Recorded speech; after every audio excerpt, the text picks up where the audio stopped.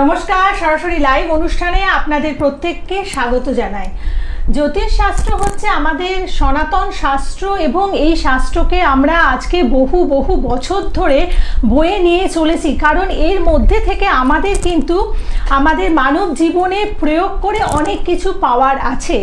আসলে জ্যোতিষ শাস্ত্র হচ্ছে সেই জায়গাটা যেখান থেকে আমরা আমাদের জীবন প্রবাহকে আরও সুন্দর করতে পারি, মানে জীবন প্রবাহকে উন্নত থেকে উন্নততর জায়গায় পৌঁছে নিয়ে যেতে পারি।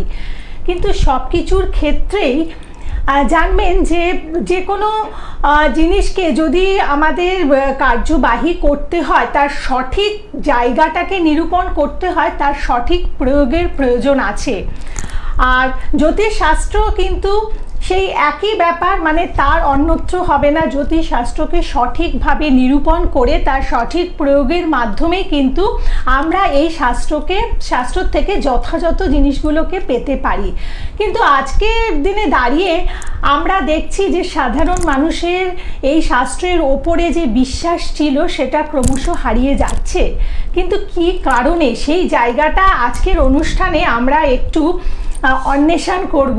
কারণ এই কারণগুলো দেখতে গেলে সবসময় প্রয়োজন একজন অভিজ্ঞ জ্যোতিষ ব্যক্তিত্বের এবং একজন প্রকৃত জ্যোতিষ ব্যক্তিত্বের। আসলে আমরা ওই যে আজকে এত সোশ্যাল মিডিয়ার প্রচারে কোনটা প্রকৃত আর কোনটা প্রকৃত নয় সেই জায়গাটা ভুলে যায়। কারণ সোশ্যাল মিডিয়াতে এই জায়গাটাকে নিরূপণ করার কোনো ব্যাকবোন নেই। যে পাচ্ছেন সেই আসছেন, এসে দু কথা বলে যাচ্ছেন, কিন্তু কে সঠিক কথা বলছেন সেই জায়গাটা অবশ্যই আমাদের জানতে হবে, আপনাদের জানতে হবে। ধরে নিন আজকের অনুষ্ঠান বিশেষত সেই ব্যাপারটিকে কেন্দ্র করে, এবং এখানে যেই জ্যোতিষ ব্যক্তিত্বকে আমরা পাই আমার মনে হয় তার থেকে আর যথাযথ বা তার থেকে যোগ্য ব্যক্তিত্ব আর নেই, যিনি এই জায়গাগুলোকে এত সুন্দরভাবে আপনাদের সামনে তুলে ধরতে পারবেন। আজকের অনুষ্ঠানেও আপনাদের জন্য উপস্থিত আছেন বিশিষ্ট জ্যোতিষ, তান্ত্রিক, হোরাতন্ত্রবিদ, হস্তরেখাবিদ, অ্যাস্ট্রো বাস্তু বিশেষজ্ঞ, reiki healer, tarot card reader, জ্যোতিষ মহাসাগর এবং কৃষ্ণমূর্তি পদ্ধতি বিশেষজ্ঞ ডক্টর শ্রী রণজিৎ শাস্ত্রী আদি। প্রথমে স্বাগত জানাই। নমস্কার। নমস্কার। আচ্ছা, আমাদের এই যে অ্যাস্ট্রোলজি, আমাদের সনাতন শাস্ত্র, এটা হচ্ছে সারা পৃথিবীর গর্ব। কারণ এই শাস্ত্রের ওপরে নির্ভর করে আমরা কিন্তু অনেক কিছু ঠিক করতে পারি, এবং এমন অনেক ক্ষেত্র আছে যেখানে আজকে হয়তো বিজ্ঞান, আমাদের প্রযুক্তি কাজ করতে পারছে না, ফেল হচ্ছে, সেইখানে কিন্তু জ্যোতিষশাস্ত্র কাজ করছে। তো এত সুন্দর একটা শাস্ত্র আমাদের সাথে রয়েছে, তবুও দেখা যাচ্ছে সাধারণ মানুষের এই শাস্ত্রের ওপরে যে একটা আস্থা ছিল, ভরসার জায়গাটা ক্রমশ হারিয়ে যাচ্ছে। এটা কেন? এর মূল কারণ হচ্ছে রাহু। মূল কারণ রাহু। রাহু হচ্ছে কি? রাহু হচ্ছে আমাদের সোশ্যাল মিডিয়ার কারক গ্রহ।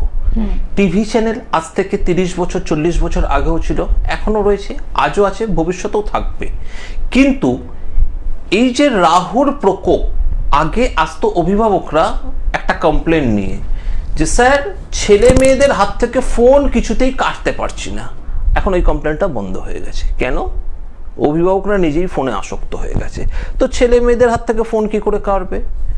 এবার ব্যাপারটা হচ্ছে, কোনো একটা শাস্ত্র যখন প্রয়োজন অতিরিক্ত বহির্মুখী হয়ে যায়, গুপ্ত শাস্ত্র যখন বাহ্যিক দিকে তার প্রভাব বিস্তার করে, তখন সেই গুপ্ত জিনিসটা থাকে না। আজকে আমার অনুষ্ঠান শুধু যে আমার কিছু নতুন দর্শক দেখছে তা না, আমার পুরনো দর্শকরাও আমার অনুষ্ঠান দেখছে। এবং পুরনো দর্শকদের মধ্যে কিছু দর্শক কিছু অনুষ্ঠান যারা দেখে, কিছু মানুষের নিশ্চয়ই আমাকে ভালো লাগে, তারা আমার বিভিন্ন চেম্বারে আসে। দেখবেন তাদের সঙ্গে যদি কখনো কথা হয়, ওরকমভাবে তো কেউ নিজেকে এক্সপোজ করে না। ও আমি তাদেরকে যতই বলি, যতই ভালোবাসি, না দাদা মুখটা দেখাবেন না। আর আমি ওই কথা বলে এমন কোনো প্রকৃত মানুষ নেই, একদম আমি খুব জোর গলায় বলছি, যে মুখ দেখাবে। ধরো আমার বাড়ি থেকে 4টে বাড়ি আগে কিংবা 4টে বাড়ি পরে অনুষ্ঠান দেখছেন। হ্যালো, হ্যাঁ অনুষ্ঠান দেখছেন তো? একটু দেখতে থাকুন, অনুষ্ঠানটা দেখতে থাকুন। ফোন আমি ধরবো, অনুষ্ঠান দেখতে থাকুন, ফোনটা এখন কাটুন। যেটা আলোচনা করছে সেই জায়গাটা আগে ফোকাস করুক। ওই মানে ফোন আসছে যাচ্ছে আর জ্যোতিষ বিচার হচ্ছে, ওটা অনর্গল চলতে থাকবে। আগে সম্বন্ধে একটুখানি নিজেদের ধারণাটাকে তৈরি করুন, না হলে নিজেদের ভবিষ্যৎ কখনো তৈরি করতে পারবেন না। এবার ধরুন কেউ একটা ব্যাপার হয়েছে, আমার পাড়া থেকেই ধরা যাচ্ছে 3টে বাড়ি আগে কিংবা 3টে বাড়ির পরের একজন ভদ্রলোক বা ভদ্রমহিলা আসছেন। এবার তাকে তো আমার পাড়ায় সবাই চেনে। এবার তাকে যদি বলি সে আমার কাছে কাজ পেয়েছে, তাকে যদি বলি যে চলুন একটু আমার এতে একটু ফোকাস করুন, একটু কাজ পেয়েছে সেটা স্বীকার করবো, সে আমাকে বলে দাদা আমি কাজ পেয়েছি, খুব আমি আরো 10 জন ক্লায়েন্টকে আপনার জন্য রেফার করছি, বাট আপনি বলবেন না, কারণ তারও তো পরিবর্গ দেখছে। সেই রকম আমার আসানসোল, দুর্গাপুর এবং পুরুলিয়া, সিউড়ি, শিলিগুড়ি প্রচুর ক্লায়েন্ট আছে, এরকম প্রকাশ্যে কেউ আসে না, কিন্তু এটা একদম ফ্যাক্ট। আমি যদি আপনাকেও বলি আপনিও কখনো প্রকাশ্যে আসবেন না, অ্যাঙ্কারিং এ আপনি প্রকাশ্যে, যেটা এটা আপনার প্রফেশন, কিন্তু আপনি প্রকাশ্যে কখনো আসবেন না। তো এই যে জায়গাটা আজকে মানুষ চলে গেছে, এই রাহুর প্রভাব দেখুন ধারিতে চলে গেছে। কে কি বললো তাতে মানুষ আগে দৌড়াচ্ছে, কাকে কান নিয়ে গেছে, কানে হাত না দিয়ে কাকে আগে তারা করে, এমন একটা ট্রেন্ড চলছে এখন। এটা ট্রেন্ড চলছে সোশ্যাল মিডিয়ার মাধ্যমে। যারা অ্যাস্ট্রোলজি করছে সে তো, আপনিও তো এত জ্যোতিষ বন্ধুর সঙ্গে অনুষ্ঠান করেন, আপনিও তো আধা জ্যোতিষী হয়ে গিয়ে নিজেকে পুরো জ্যোতিষী বানিয়ে সোশ্যাল মিডিয়াতে আপনিও তো বক করতে পারেন, আপনিও তো অনুষ্ঠান করতে পারেন।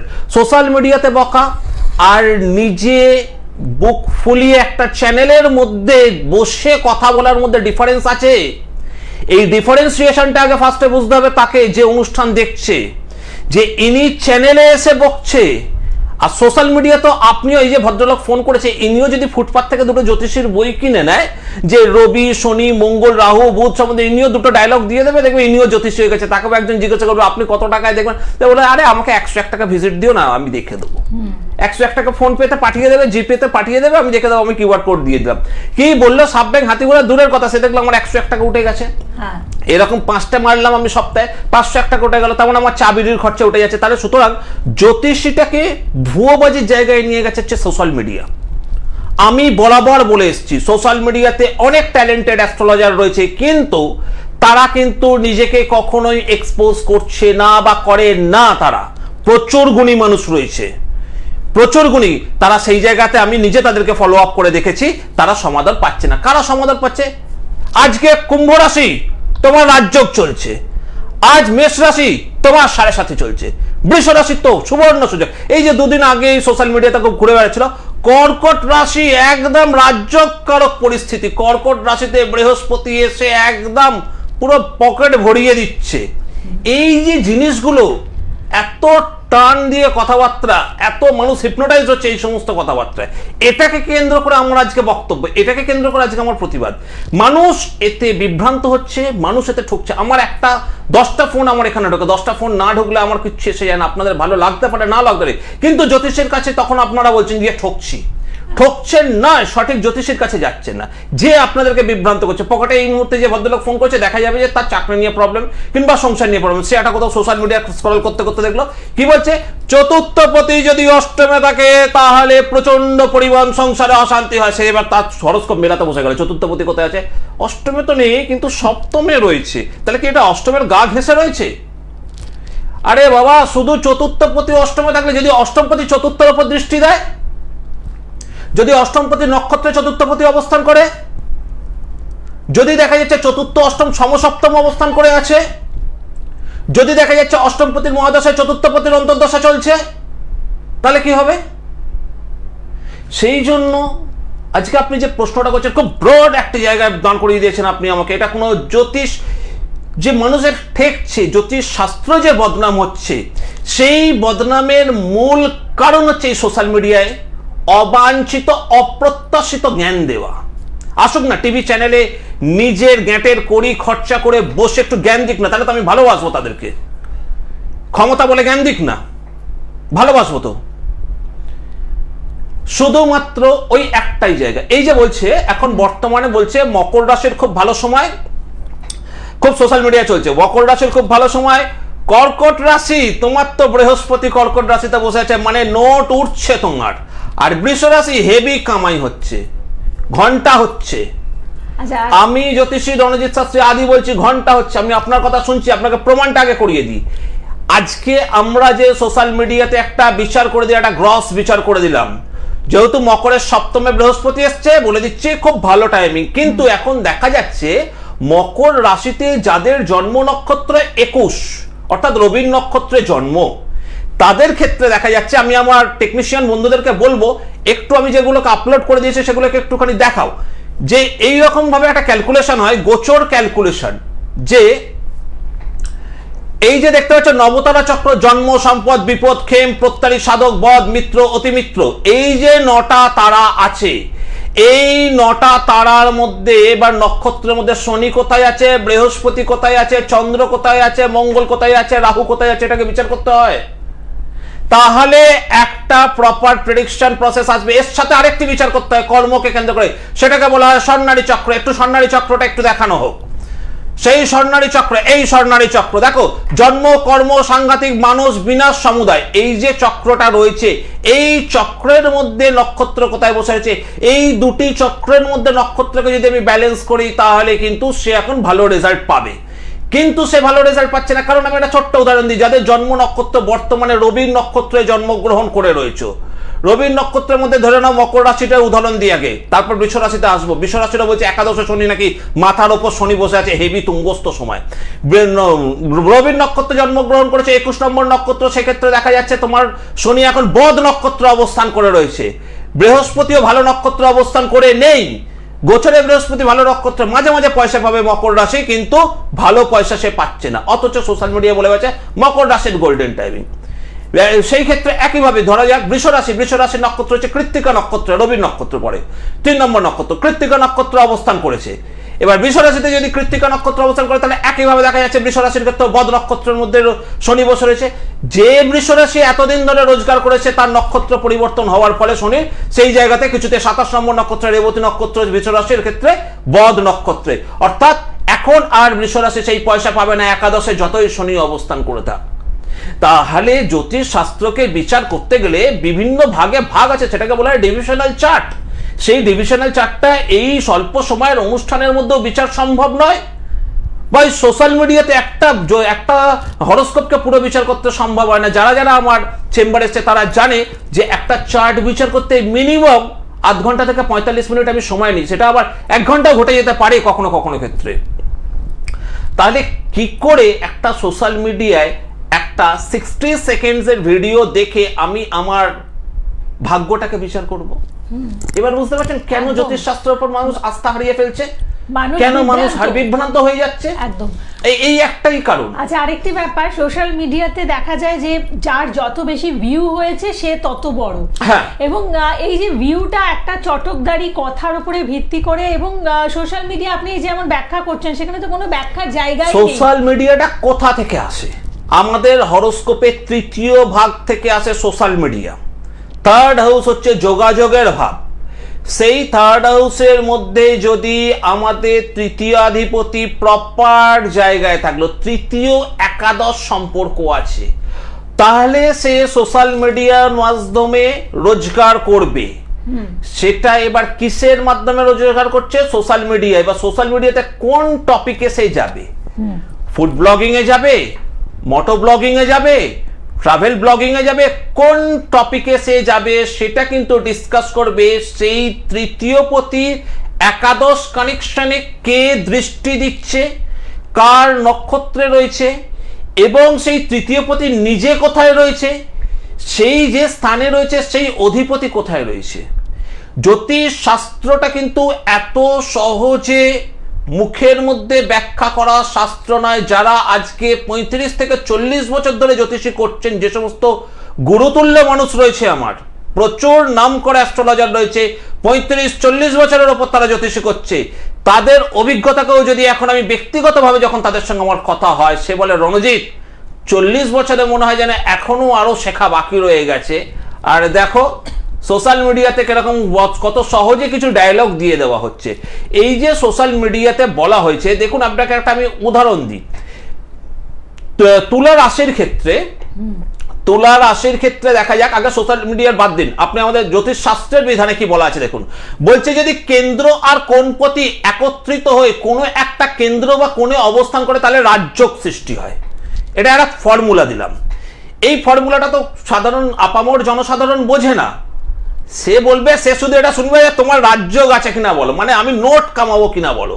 আরে ভাই, কপালে যদি না থাকে তুমি নোট কামাবে কি করে?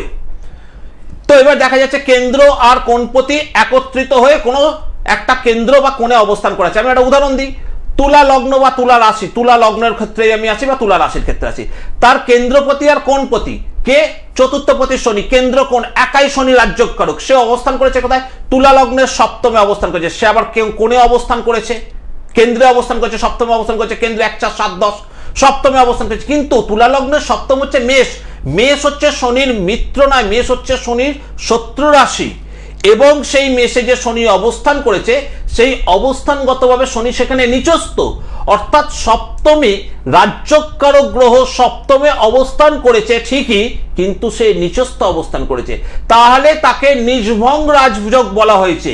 কিন্তু সে কোনো মানুষ এটা শুনতে আসে, আমাদের কাছে আসে না যে এইটা নিজভঙ্গ রাজযোগ হয়ে গেল স্যার, তাহলে কি আমি টাকা পাবো না? তাহলে কি আমি বড় লোক হবো না? সত্যটা শোনার ক্ষমতা মানুষ হারিয়ে ফেলছে, সত্যটা শোনার ক্ষমতা মানুষ হারিয়ে ফেলছে। পঞ্চম রবি চন্দ্র আর পঞ্চম পতির একটি কানেকশন, হাজব্যান্ড আর ওয়াইফের একটা ক্যালকুলেশন আছে, সেই ক্যালকুলেশনকে কেন্দ্র করে 100% প্রেডিক্টেবল যে এর পঞ্চম পতি ফল দেবে কিনা, অর্থাৎ অপত্য যোগ আছে না অনপত্য যোগ আছে, সন্তান যোগ আছে না নেই। এবারে যদি কোনো একজন দাম্পত্য আমার কাছে এলো, সেক্ষেত্রে দেখা যাচ্ছে তার ক্যালকুলেশন রেজাল্ট বলছে সন্তান যোগ নেই, 100% এটা আমি বলে দিই, 100% তার সন্তান যোগ নেই। সে বা দৌড়াচ্ছে কে? মাদুলি দেবে, কবচ দেবে, তাবিজ দেবে, সন্তান হবে, সেইখানে সে দৌড়াবে। দৌড়ে দৌড়ে দৌড়ে দৌড়ে তার চুল যখন পেকে যাবে, তার দাড়ি যখন পেকে সাদা হয়ে যাবে, তখন সে ঘুরে রণজিৎ শাস্ত্রীর সঙ্গে আবার যোগাযোগ করবে, স্যার আপনি বলেছিলেন সন্তান যোগ নেই, কিন্তু দেখুন তো কোনো উপায় অ্যাডপশন আছে কিনা।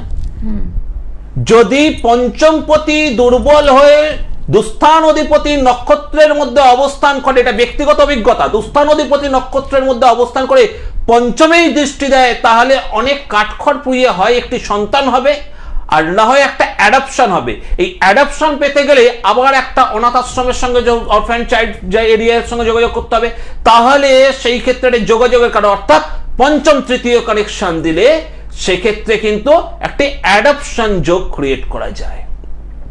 এবারে যদি না থাকে, তার ইচ্ছে একটি সন্তান অ্যাডপ্ট করার, ঠিক, তাহলে সেক্ষেত্রে কি করতে হবে? যেমন সন্তানের ক্ষেত্রে হয় সেরকম কর্মের ক্ষেত্রে হয়। উদাহরণে একটু ব্যাপারটা বুঝিয়ে দিই, যে পঞ্চমপতি রয়েছে ঠিকই, কিন্তু থার্ড কানেকশন দিচ্ছে না, তাহলে তাকে ক্যালকুলেটিং ওয়ে আমাদের নবগ্রহের মধ্যে একটি মাত্র গ্রহ রয়েছে। একটু ফোনে থাকুন, একটু ফোনে থাকুন, ফোন ধরছি, একটু ফোনে থাকুন, কাটবেন না। নবগ্রহের মধ্যে একটি মাত্র গ্রহ রয়েছে, সেই গ্রহটি হচ্ছে আমাদের কিন্তু রাহু।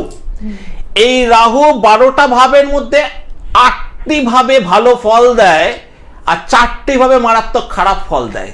তখন ক্যাটালগ গ্রহ, ক্যাটালগ শব্দের অর্থ অনুঘটক গ্রহ, ক্যাটালগ হিসাবে এই রাহুর সঠিক নিয়মে যদি একটি প্রয়োগ করা যায়, তাহলে আটকে থাকা কাজগুলোকে সঠিকভাবে বের করা যায়। তাহলে কি আমি রাহুর প্রতিকার হাতের মধ্যে পড়ে এখন বসে আছি? না, আপনার যদি দরকার লাগে তাহলেই সেটাকে প্রয়োগ করতে হয়, না হলে অপ্রয়োজনে সেই রকম ভাবে প্রয়োগ করা যায় না। ওই সোশ্যাল মিডিয়াতে স্ক্রল হচ্ছে, শুনে নাও রাহু অঢেল পয়সা দেয়, রাহুর প্রতিকার পড়ে বসে রইলাম, আর বাড়ির নৈরিত কোণটাকে কি করে দিয়েছি? 12টা বাজিয়ে রেখেছি। নৈরিত কোণ তো রাহু, নৈরিত কোণে রেখে দিয়েছি ঠাকুর ঘর, হাতে গোমেদ পড়ে আছো কিন্তু পয়সা হচ্ছে না। তখন বলে দূর, এইসব জ্যোতিষী বলে কিছু হয় না। অর্থাৎ কষ্ট করে জ্যোতিষীর কাছে যাবে না, সস্তায় সোশ্যাল মিডিয়া খুঁজবো, সস্তা নিয়ে পস্তাচ্ছে এখন মানুষ। আচ্ছা, অনেকক্ষণ ধরে একজন ফোন আছে, বলুন কে আছেন, কোথা থেকে বলছেন? হ্যালো, হ্যালো, হ্যাঁ নমস্কার, আপনি টিভি সাউন্ডটাকে বন্ধ করুন আগে। আচ্ছা টিভি সাউন্ডটা বন্ধ করুন। বলুন কার ব্যাপারে জানবেন? হ্যালো, কার ব্যাপারে জানবেন? আমি আমার নাতনির সম্বন্ধে জানবো। নাম আর date of birth? Date of birth হচ্ছে 2009। আমি আমার নাতনির ব্যাপারে জানবো। বুঝতে পেরেছি, 2009 পুরো ডেট অফ বার্থটা বলুন। 2009 19 মার্চ। 19/3/2009। সময়টা বলুন। 19 মার্চ। সময়, টাইমটা বলুন। 2009 19 মার্চ। কেটে দিন ফোনটা। অনুগ্রহ করে হাত জোর করে বলছে আমার প্রতি একটি দয়া করুন, সেটা হচ্ছে টিভিটা চালিয়ে ভ্যান ভ্যান করবেন না, ডিস্টার্ব করছেন, এটাই হচ্ছে ব্যাপার। এতবার ধরে বুঝিয়ে বলছি, আমি লাইভ করছি, লাইভের অনুষ্ঠান আমি বোঝাচ্ছি, সেটা বুঝুন। 19শে মার্চ 2003 কন্টিনিউ শুনেছি, জন্ম তারিখের সঙ্গে জন্ম সময়টা দিতে হয়, জন্মস্থানটা উল্লেখ করতে হয়, সেটাও অবধি সাধারণ বুদ্ধিটুকু আপনাদের নেই। খুব দুঃখিত এরকম ভাবে কথা বলার জন্য। যারা ফোন করছেন, সময় অনেক মূল্যবান, অনেকে ফোন করছে, একটা ফোনের পেছনে 4টে ফোন হোল্ড হয়ে রয়েছে। বারবার ধরে আমার অ্যাঙ্কার বলছে টিভির সাউন্ডটাকে মিউট করে কথা বলুন, মিউট করে কথা বলুন, টিভির সাউন্ডটাকে মিউট করছে না। যাই হোক, আমি যেটা আলোচনা করছি সেটা আমি এই যে কাজ পাচ্ছি না বলে অভিযোগ করেন যারা, পাবে কি করে কাজ? তাদের ক্ষেত্রে সময়টা আমি মানে ধরুন কোন একটা রেমেডি পড়েছে, তার সময়ের যে জায়গাটা ক্যালকুলেশনটা হবে না, বুঝিয়ে দিচ্ছি, এটাও বলে দিচ্ছি। এই যে কাজ পাচ্ছে না, কাজটা পাবে কার কাছ থেকে? জ্যোতিষ মহারাজের কাছ থেকে কাজটা পাবে। প্রথমত সেই জ্যোতিষের অভিজ্ঞতার উপর নির্ভর করবে, তার কাজের ক্ষমতার উপর নির্ভর করছে।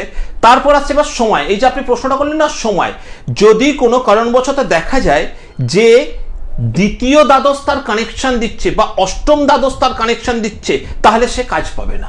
আচ্ছা, আরে যেখানে সে দিচ্ছে এই অষ্টম দ্বাদশের মাঝখানে যদি প্রত্যন্তর যে দিনটাই বেরোচ্ছে সেই দিনে যদি সূক্ষ্ম দশা তৃতীয় থাকে, তাহলে সে কাজ পাবে।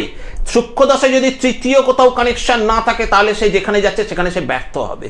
অর্থাৎ দৈনন্দিন জ্যোতিষ বলে একটা আছে। বহু বছর আগে আমি এরকম, আমার প্রচুর ক্লায়েন্ট ছিল যে স্যার এই ধরুন কিছু কিছু দোকানে আছে না কালেকশনের জন্য বলে, আজকে কি টাকা আমি পাবো কি পাবো না, ওটাকে বলা হয় মোশন অফ ট্রানজিট। ইন্টারভিউ দিচ্ছে। এবার ইন্টারভিউয়ের ডেটটা তো আমি ঠিক করতে পারি না, কিন্তু বাচ্চা ডেলিভারি হওয়ার আগে কিন্তু একটা ডেট ঠিক করা যায়। আচ্ছা, যে এই সময় থেকে এই সময়ের মধ্যে যদি তুমি বাচ্চা ডেলিভারিটা নাও, পৃথিবীতেও যদি ভূমিষ্ঠ হয়, তাহলে ওর মোটামুটি এই কালসর্প দোষ বা মাঙ্গলিক দোষ বা এরকম একটা দোষ থেকে, ইম্পর্টেন্ট দোষ যেগুলো গন্ডগোল করে লাইফে, সেগুলো থেকে কিন্তু সে মুক্তি পাবে। তো সেই রকম ভাবেই একটা জায়গা আছে। কাজ দিতে গেলে প্রথমেই দেখতে হবে আপনি যে সময় বেরোচ্ছেন সেই সময়ের তৃতীয়ের কোথাও কানেকশন আছে কিনা দেখতে হবে। এই তৃতীয়ের কানেকশন দেখার জন্য অনেক কিন্তু দশা, অন্তর্দশা বিচার অবধি যায়। প্রত্যন্ত দশা, সূক্ষ্ম দশা, কাল দশা, এই কটা দশা সেগুলো আমি বিচার করে থাকি আমার ব্যক্তিগত ক্ষেত্রে, যে এই মানুষটার কাজ হওয়ার প্রবাবিলিটিটা কতটা। এবার সেই প্রবাবিলিটির ওপর থেকে কাজ দিতে হবে। শুধু পাথর পড়িয়ে কাজ হয় না। পাথর তো ঝুড়ি ঝুড়ি পাথর হচ্ছে এখন, প্রচুর পাথরের চাহিদা। পাথরকে আগে রত্ন বলা হতো, সেই রত্ন শব্দটি উঠে গিয়ে এখন পাথর হয়েছে। অর্থাৎ আমরা স্টোনচিপ আর হাতের মধ্যে যেটা পড়ে থাকি সেটাকে ইকুইভ্যালেন্ট করে দিচ্ছে অ্যাজ পার ওয়ার্ড। শব্দের অপভ্রংশ ঘটেছে, অর্থাৎ পাথর হয়ে গেছে, রত্ন আর নেই। তাহলে এত যখন রত্ন হচ্ছে, তাহলে মোটামুটি ভাবে সেই রত্নগুলো পূর্ণভাবে প্রাকৃতিক নিয়মে তার যতটা রেডি হওয়া প্রয়োজন, সেই রেডি হওয়ার বাইরে রত্নগুলো রেডি করে নেওয়া হচ্ছে খুব দ্রুত। যেমন দেশি মুরগির ডিম আর পোল্ট্রির ডিম বলুন, দেশি মুরগির ডিম যদি চাহিদা মেটাতে পারছে না বলে পোল্ট্রির ডিম আবিষ্কার হচ্ছে, সেই রকম এরকম রত্নগুলোও হচ্ছে। এবার খুব দামি রত্ন কতজন পড়তে পারে? আমি তো দামি রত্ন তো রেকমেন্ড করিই না কাউকে। প্রথম কাজ করি যেটা, সেটা তন্ত্র নিয়মে কাজ দিই। বাবা তোমার এটা দরকার, সংসারে অশান্তি হচ্ছে, স্বামী স্ত্রীর মধ্যে অশান্তি, একটা এমন কিছু দিলাম যে আপাতত এটা যেন ঠান্ডা থাকে। ছেলে মেয়ে পড়াশোনা করছে না, একটা পান্না পড়াতে যাবো, মিনিমাম এখন পান্নার দাম হচ্ছে 3000 টাকা 4000 টাকা করে রতি, আবার 500 টাকা রতিতেও পান্না পাওয়া যায়। সেটা পান্না নয়, সেটা নেফ্রাইট। আমি একদম গ্যারেন্টি দিয়ে এখানে বলে দিলাম। পান্না বলে চালিয়ে দিল, গ্লাসের টুকরো পান্না বলে চালিয়ে দিল, ওসব আমি কখনো করি না। এবার ওই এত টাকা দিয়ে কেন করবে? তুমি একটা বিদ্যা কবচ ধারণ করো, 1600-1700 টাকা খরচা পড়ছে, যাও এই কবচটা তুমি একটা ধারণ করো। একটা গরিব মানুষ তুমি কি করে পাবে? পড়লো, এবার কিছুটা স্যার উন্নতি হয়েছে, তার সঙ্গে আরো দুটো কিছু বলে দিলাম দরকারি জিনিস, এই জিনিসগুলো তুমি করো, উন্নতি হচ্ছে। এবার স্যার সে নিজে আসে যে স্যার আপনি একটু ভালো দেখে আপনার মতন করে আপনি একটা রেকমেন্ড করে আমাকে করে দিন। আমি বলি দেখো বাবা, বাজেট এই থেকে এর মধ্যে পড়ে, তুমি পারলে করো, না পারলে করো না। এইভাবে হয় জ্যোতিষের প্রতিকার। কিন্তু এখন সিস্টেমটা হয়ে গেছে, আমাদের কাছে যারা এসে বসছে তারা হয়ে গেছে জ্যোতিষ, আমি হয়ে গেছি ক্লায়েন্ট। আচ্ছা, সমস্ত কিছু তারা বলে ফেলে। কিন্তু খুব দুঃখের ব্যাপার, 27টা নক্ষত্রের যে খেলা সেটা তারা জানে না। 27টা নক্ষত্রে যে সাবলর্ড সেটা তারা জানে না। 27টা নক্ষত্রে নক্ষত্র লর্ডের অধিপতিদের যে ভাগটা সেটা জানে না। যেমন কৃত্তিকা নক্ষত্র একটি পাদ পড়েছে হচ্ছে মেষ রাশিতে, আর 3টি পাদ পড়েছে হচ্ছে বৃষ রাশিতে। তাহলে 3টি পাদের রেজাল্ট বৃষ রাশিতে 3 রকম আর মেষ রাশিতে একরকম। সে শুধু কৃত্তিকা নক্ষত্রটুকুই জানে, রবির নক্ষত্র, বাকি ক্যালকুলেশনটা সে জানে না। মানে খুব বড় বিপদ, এটাই হচ্ছে ব্যাপার। খুব বড় বিপদের মধ্যে পড়েছে জ্যোতিষ শাস্ত্র আজকে। প্রপারলি জ্ঞানের অভাবে মানুষ নিজেকে অজ্ঞান করে রাখছে, আর লোভ আর শর্টকাটের জন্য নিজেরাই ঠকুক, আর কি বলবো। একদম। এবং আজকের অনুষ্ঠানে এত সুন্দর সবিস্তারে আমরা ব্যাখ্যা পেলাম, এরপরে হয়তো আপনাদের বিভ্রান্ত হয়ে যাওয়ার জায়গাটা অনেকটাই কমে গেল আমার মনে হয়। অতএব প্রকৃত জায়গায় যদি আপনি পৌঁছতে পারেন এবং অভিজ্ঞ জ্যোতিষ পৌঁছাতে হবে, সঠিক জ্যোতিষ একদম। বন্ধুর কাছে পৌঁছাতে হবে। সস্তায় জানতে গেলে পস্তাতেই হবে, পস্তাতেই হবে। আর একটু ফোন নাম্বারটা লিখে নিন 9874110320 অথবা 8276853043। চেম্বারগুলো রয়েছে কলকাতা, বর্ধমান, দুর্গাপুর, আসানসোল, পুরুলিয়া, সিউড়ি, মেদিনীপুর, কৃষ্ণনগর, মালদা, শিলিগুড়ি, কোচবিহার, ত্রিপুরা, এবং অনলাইন কনসালটেন্সিও রয়েছে। আপনারা বুকিং নাম্বারে ফোন করে জেনে নেবেন এবং চেম্বারের ডিটেলসগুলো কিন্তু বুকিং নাম্বার থেকে জেনে দিতে পারবেন। আরেকটি কথা, আমার কিন্তু কোনো পোস্টার বিজ্ঞাপন নেই। পোস্টার বিজ্ঞাপন দেখে যদি বিভ্রান্ত হন, প্রতারিত হন, তার জন্য কিন্তু ডক্টর শ্রী রণজিৎ শাস্ত্রী আদি কোনোভাবেই দায়ী থাকবে না। নাম এক হতে পারে, কিন্তু সেই নামের ব্যক্তি কিন্তু আমি নই। একদম। প্রত্যেকে ভালো থাকুন। নমস্কার। নমস্কার।